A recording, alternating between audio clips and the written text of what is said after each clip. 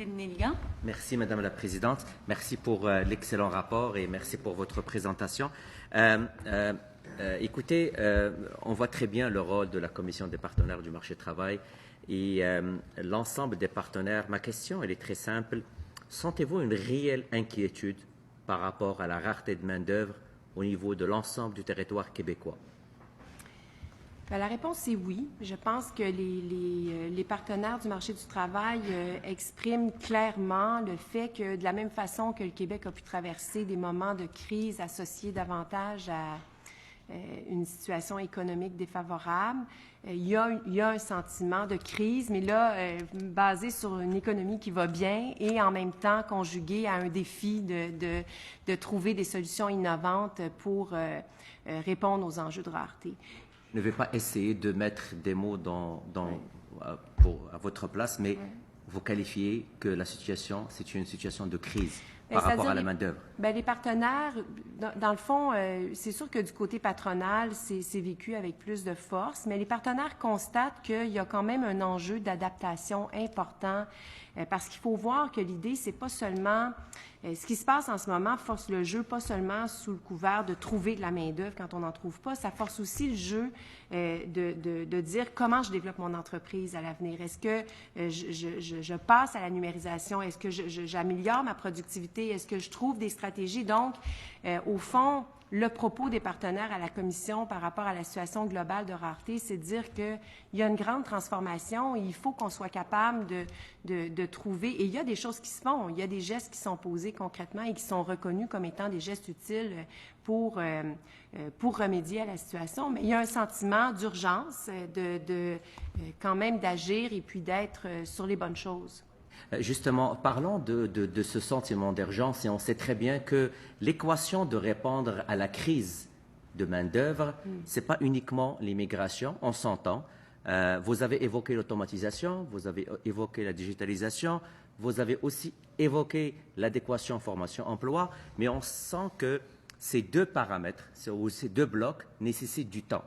Donc, à court terme, l'immigration constitue une réponse, je peux dire entre guillemets, rapide, facile pour combler certains besoins en région, si on veut accompagner les entreprises dans leur productivité. Est-ce que de vos contacts en région, vous avez senti qu'il y a une préoccupation à court terme qui peut mettre en péril la prospérité économique de nos entreprises? Non, je ne pense pas qu'on en est là, mais il y a un sentiment d'urgence de trouver les solutions appropriées. Puis à court terme, il n'y a pas seulement l'immigration. À court terme, il y a d'autres leviers qui sont disponibles pour les entreprises et qui sont nommés par la Commission des partenaires. D'ailleurs, il y a tout un propos qui a été appuyé par plusieurs membres autour de l'importance de viser un retour ou un maintien en emploi des travailleurs expérimentés. C'est des gens qui sont déjà ici, avec qui on peut travailler. La Commission est très préoccupée, vous l'avez entendu, par les stratégies d'intégration des groupes qui sont éloignés du marché du travail. Il y a plusieurs centaines de milliers, il y a 200 000 chômeurs, je pense encore au Québec, qu'on est capable de ramener en emploi avec des stratégies gagnantes. Donc, à court terme, il y a d'autres zones d'action qui sont très importantes, qu'il ne faut pas négliger, puis il faut y mettre les efforts. En fait, d'une manière ou d'une autre, je le disais au début de ma présentation, la situation fait qu'on doit faire des efforts nouveaux.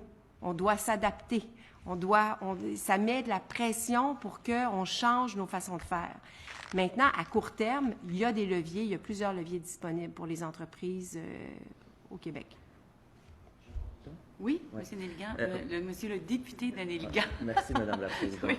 Un des volets que vous avez évoqué, c'est l'accompagnement des PME. Donc, on s'entend que même si on ramène et on fait un arrimage entre l'immigrant ou le chercheur d'emploi et la région aux besoins en termes de main-d'œuvre, comment vous voyez concrètement l'accompagnement au sein de l'entreprise, mais aussi l'accueil en région? Mais l'accompagnement, il y a des parcours gagnants qui sont quand même bien documentés maintenant quand il s'agit d'intégrer une main-d'œuvre, on va dire, à visage différent. Là. Ça a été documenté aussi, même si ça peut être différent, quand on intègre des femmes dans des milieux homogènes d'hommes. Donc, l'accompagnement, c'est très concret. Là. Vous voulez que je vous explique? Dans le fond, il faut agir dès l'intégration. Il faut avoir une stratégie dans notre recrutement, dans notre façon d'écrire nos postes, dans la manière de faire les entrevues. Enfin, il y a souvent un défi pour adapter les processus dès les stratégies de recrutement pour les entreprises, pour qu'elles puissent prendre la mesure de la compétence des gens qu'elles vont avoir devant elles. Hein? Donc, elles s'outillent pour bien annoncer leur poste puis bien évaluer les personnes qu'elles vont avoir devant elles.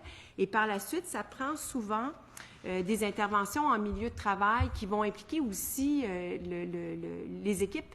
Donc, c'est pas juste un effort du côté des immigrants qu'il y a à faire. Hein. Quand on parle d'intégration dans le marché du travail, il y a un effort à déployer du côté de la gestion, du côté des collègues de travail. Donc, souvent, on a vu la nécessité d'avoir des stratégies de formation, des approches pour être capable d'accompagner l'intégration des immigrants en milieu de travail et que ce soit un succès, puis pour les maintenir, hein, parce que l'objectif à terme d'une entreprise, quand elle investit puis qu'elle accueille du personnel, c'est de le garder à plus long terme. Et donc, aussi d'avoir des stratégies de formation et d'accompagnement, parce que souvent, ils ont besoin de faire certains apprentissages ou des ajustements à la culture de l'entreprise, à la façon de s'intégrer dans le groupe de travail.